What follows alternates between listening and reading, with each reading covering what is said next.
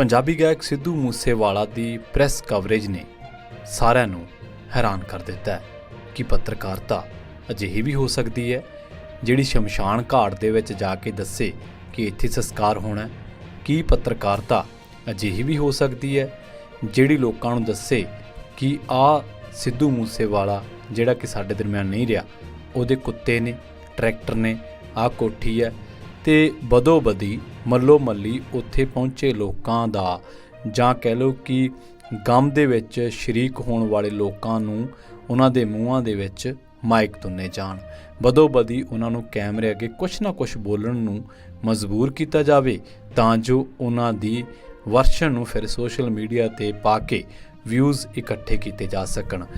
इस गैर पेशेवराना पहुंच ने जिथे सिद्धू मूसेवाले दे चाहण वालिਆਂ ਨੂੰ तंग परेशान किया, उत्थे उन्हां दे मापिਆਂ ਨੂੰ भी दुख दिता है। ਉਹਦੇ मापे भी इस गल्लों हैरान ते परेशान ने। शायद इसे करके सिद्धू मूसेवाला दे पिता बलकौर सिंह मूसेवाला नूं कहना पिया कि सोशल मीडिया ते मेरे पुੱਤ दे सेवे नूं खबरां ना बनाओ।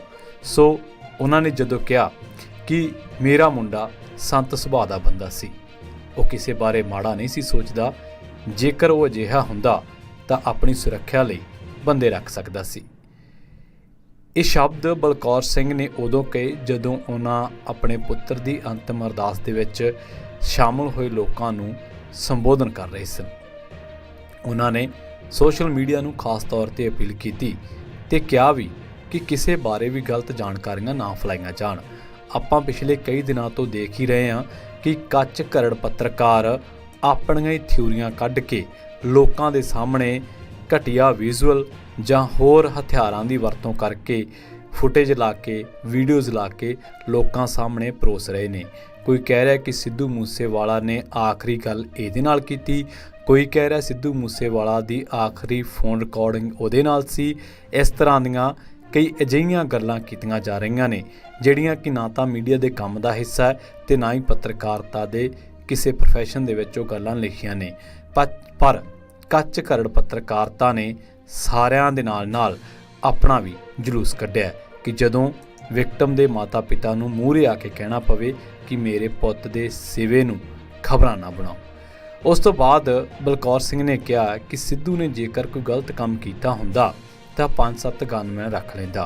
उन्होंने कसम खा के कहा कि वह किसी भी तरह के गलत काम दे विच शामिल नहीं सी। उन्होंने अगे बोलदा कहा है कि मैं सोशल मीडिया नूं अपील करदा है कि मेरे पुੱਤ दे सेवे उत्ते खबरां ना बनाओ। लोग सिद्धू मूसेवाला दे नाम उत्ते बनाए गए फेक खात्यां उत्ते भरोसा ना करन। उन्होंने कहा मैं किसी भी तरह की जानकारी होवेगी वो मुकम्मल जानकारी लाइव होके आप देंगा। इंसाफ दे लई सरकार नूं उन्होंने कहा कि अजे कुछ समा देना चाहिए।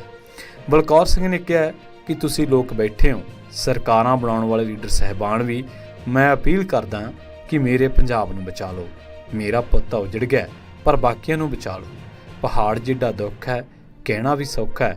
मैं बचपन भी माड़ा देखिया ते हुण बुढ़ापा भी माड़ा देख रहा। अगे बोलदिआं बलकौर सिंह ने कहा कि सिद्धू दा सियासत दे विच आउण दा फैसला अपना सी, असीं उहनूं सारिਆਂ ने रोकिया भी सी। सिद्धू दे पिता ने भी कहा कि जिन्नी हिम्मत दे नाल मैं अपने पुੱਤ दा संस्कार कीता है उस दे नाल ही उसनूं जिंदा रखांगा, ਉਹਦੇ ਲਈ इंसाफ की लड़ाई भी लड़ांगा। अपने संबोधन दे विच बलकार सिंह ने कहा है कि वह शुभ सिद्धू मूसेवाला दे कहे मुताबिक दस्तार का सत्कार करन ते हर कोई सिद्धू दे नाम का एक रुख लगाओ ते उसनूं पालो भी। उन्होंने 29 मई के दिन लग्या सी कि सब खत्म हो गया, पर लोगों ने जिवें दुख वंडाया ते इस दे नाल उन्हां दा दुख घट जरूर गया।